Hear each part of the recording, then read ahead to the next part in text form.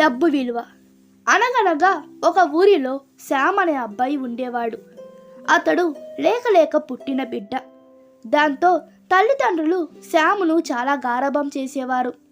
శ్యామ్ ఏది అడిగినా కాదనేవారు కాదు. శ్యామ్కి బట్టలన్నా బొమ్మలన్నా చాలా ఇష్టం. కొత్త బొమ్మ కనిపిస్తే చాలు వెంటనే కొనివ్వమనేవాడు. కొన్ని రోజులు ఆడుకొని దాన్ని పక్కన పడేసేవాడు. బట్టలు కూడా చాలా ఎక్కువ కొనిపించుకునేవాడు.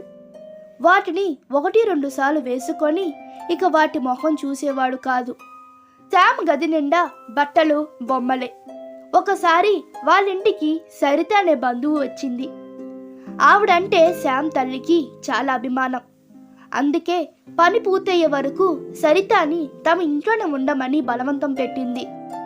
సరిత అందుకు ఒప్పుకొని శ్యామ్ వాళ్ళింట్లోనే ఉండసాగింది. ఆవిడ శ్యామ్తో చాలా ప్రేమగా మాట్లాడేది. శ్యామ్ కూడా ఆవిడ్ని పెద్దమ్మ అని పిలుస్తూ చాలా చనువుగా ఉండేవాడు. ఆవిడ రోజు శ్యామ్ గదిలోకి వచ్చి చిందరవందరగా పడి ఉన్న వస్తువులు చక్కగా సర్దేది. ఒకరోజు శ్యామ్ తన బొమ్మలు చూసుకుంటే కొన్ని కనిపించలేదు. మరో రోజు కొన్ని బట్టలు కనిపించలేదు. నా గదిలో నుంచి బట్టలు బొమ్మలు ఎలా పోతున్నాయని ఆశ్చర్యపోయాడు. ఒకరోజు సరిత కొన్ని బొమ్మలు తీసుకొని వెళ్ళడం చూశాడు శ్యామ్. వెంటనే అమ్మా, నా బొమ్మలు బట్టలను పెద్దమ్మ తీసుకుంటుంది అని తల్లికి ఫిర్యాదు చేశాడు. అప్పుడు శ్యామ్ తల్లి, చెప్పకుండా తీసుకోవడం కాదు బాబు, నేనే తీసుకెళ్ళమన్నాను అంది. ఆవిడ వాటిని ఏం చేసుకుంటుంది అన్నాడు శ్యామ్ విసుగ్గా. నువ్వు ఉపయోగించకుండా వదిలేసిన వస్తువులతో సరిత పెద్దమ్మ చాలా మంచి పని చేస్తుంది. మనం గుండెలు ఊడిపోయిన చొక్కాలను జిప్ ఆడిన ఫ్యాంట్లను పక్కన పడేస్తున్నాం. బొమ్మలకు కాస్త మురికైతే ఇక నువ్వు వాటి జోలికి వెళ్ళవు.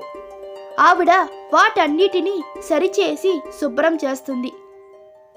వాటిని తీసుకెళ్ళి కొనుక్కొని తాహతు లేని పిల్లలకు పంచుతోంది. అది చాలా మంచి పని కదా. అతను నాకెప్పుడు ఆ ఆలోచన రాలేదు.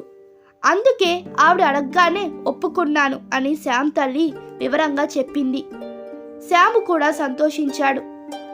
అప్పట్నుంచి డబ్బు వృధా చేయడం తగ్గించి ఇతరులకు ఏదో ఒక రూపంలో సహాయం చేయసాగాడు. డబ్బును వస్తువులను జాగ్రత్తగా ఉపయోగిస్తే అవి అనేక మందికి ఉపయోగపడతాయని తెలుసుకున్నాడు. నీతి: డబ్బును వృధా చేయరాదు, దానితో గొప్ప మంచి పనులు చేయవచ్చు.